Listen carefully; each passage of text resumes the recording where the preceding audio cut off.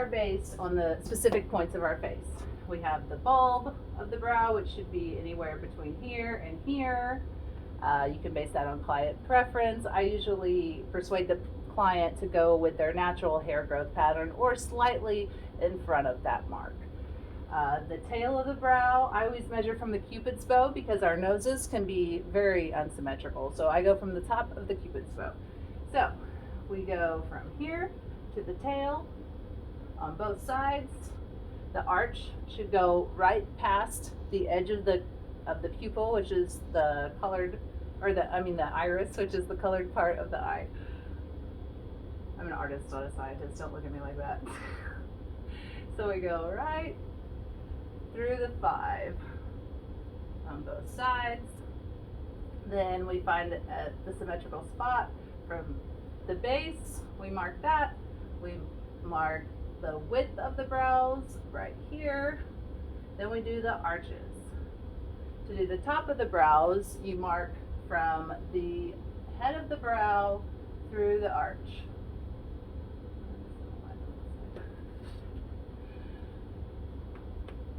Okay.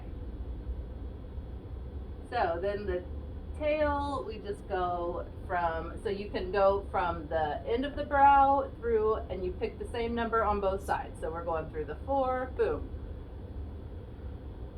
through the 4, boom. And if the lines both intersect, you can actually bring them up and cross them up here, but if they intersect on the ruler on the same lines, as long as your ruler is perfectly center and level, then your brows will be symmetrical. So the same with the bottom of the tail. This time I will bring it up.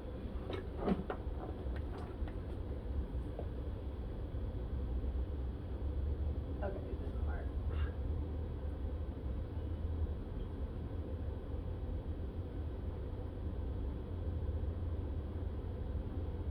So we're going right at the 3.5. So we're going from the 3 to the 3.5. Boom. See how these angles are also symmetrical. That's how you know they're the same. So then if he were a female, I would wispy these hairs that are outside of that line. We would wispy those out of the way.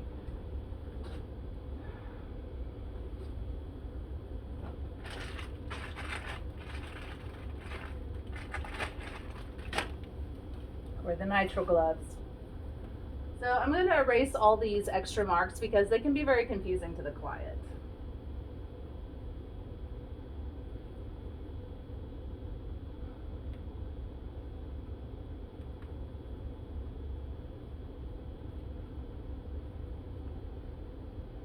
If they seem skeptical, sometimes I go ahead and leave them and I show them how they are symmetrical by the lines.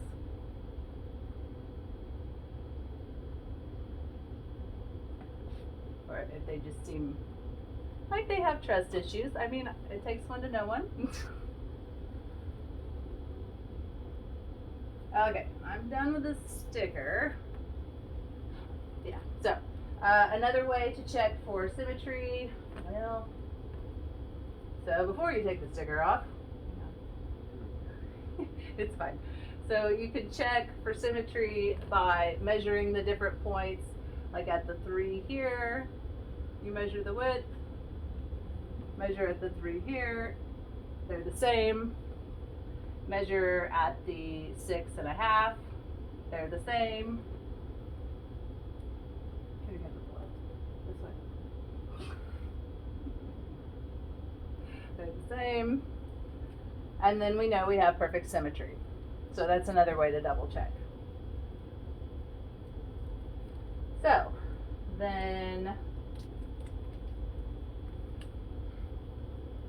we talk about if they want their brow to go straight up or if they would like a soft curve.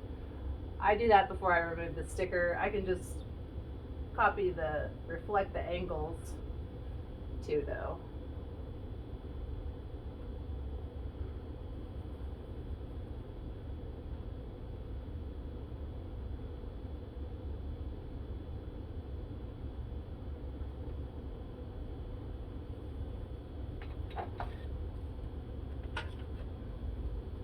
So then, what do you think, Wyatt? Do you like those brows?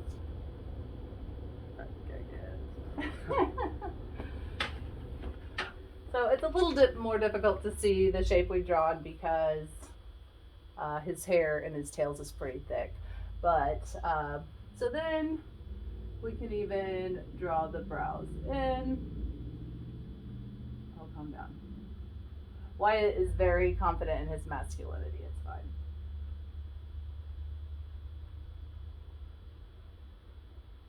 If the client's having a hard time seeing the shape, then I'll just draw this in. I don't color it in solid because that makes it look much bigger and thicker than it's actually going to be. Because this frame is actually where the hair strokes are all going to be inside of it. So the eyebrow in itself, this is just the outline, is actually, you know, 1/4 of a millimeter smaller.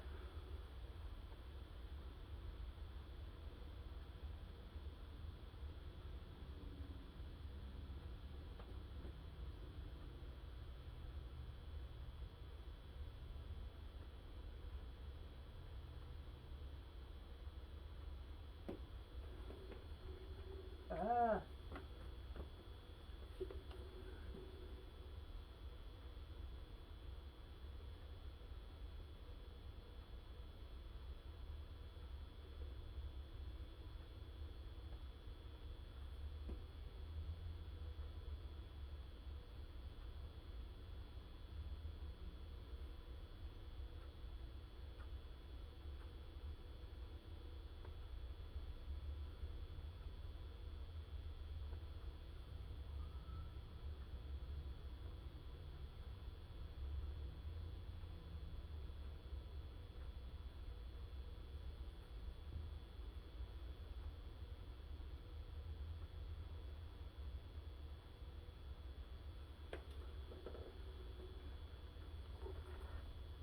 So that is how we brow map.